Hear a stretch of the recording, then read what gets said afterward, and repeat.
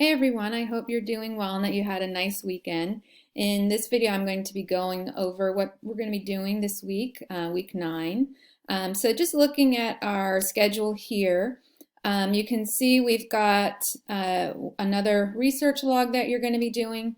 We have a round of talkbacks and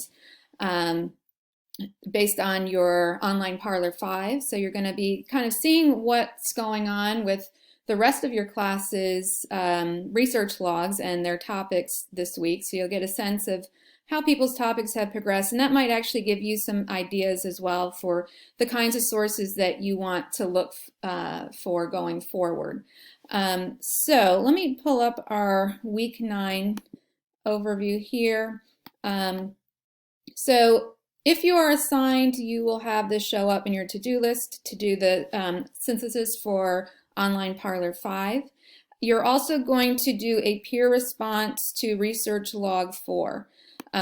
So for this peer response, I'm asking you to focus on their editor's commentary and think about how you might help them think either more broadly or deeply about their topic. So at this point in the research process, I often hear from students that they find that the sources they're finding are somewhat repetitive. So at this point, is there any way you can suggest a different angle they might look at their topic from?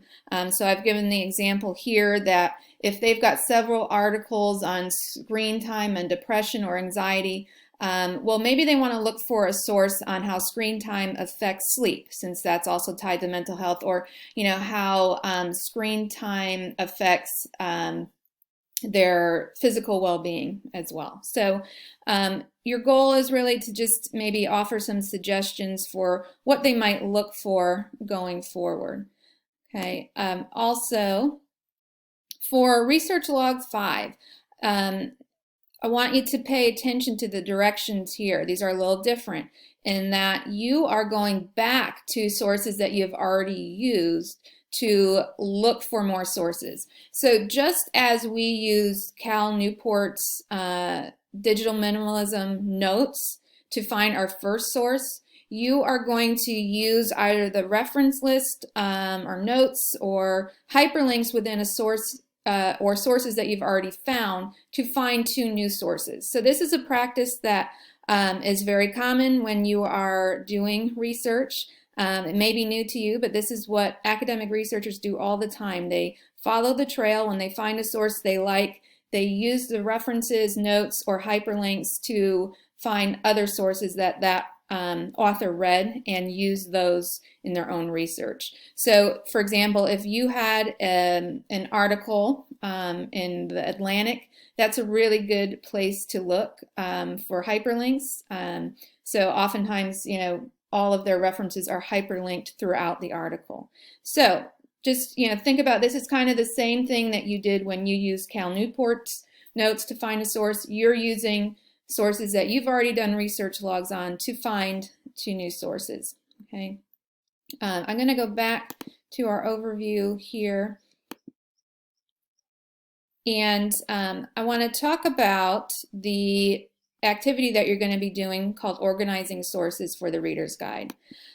So we are not starting the actual Reader's Guide right now. What we're thinking about is organizing the sources as the editor for how they might appear in the Reader's Guide.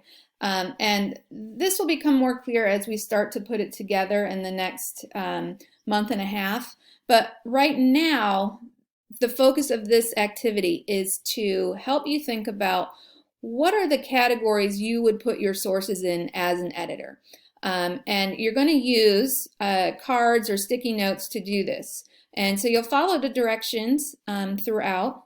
And one thing that I want to highlight that it's really important, you're thinking more deeply about your categories than your sources falling into pro, con, or positive and negative about your topic.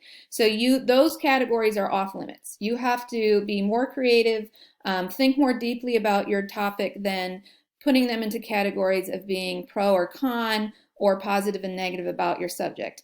And if you really think about it, your topics are more complicated than that. They are not so black and white.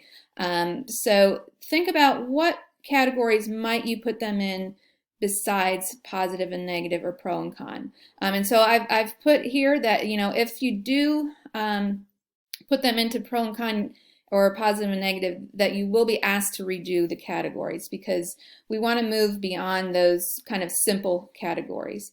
So this is an example of how your activity might look. And you're going to take a picture because you will use that in Research Log 6 and also in your portfolio at the end of the semester. Okay, so you'll see we do not have a studio this week, so you get a break there.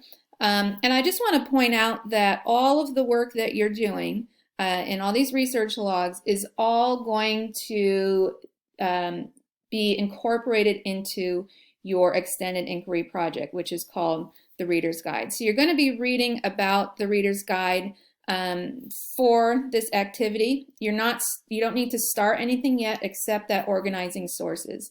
But just know that all of the work that you're doing in the research log, your editor's commentary, all of that is going to help you as you put together your research guide over the next month and a half. Okay, so please let me know if you have any questions or post them to the Ask the Professor forum, and have a good week.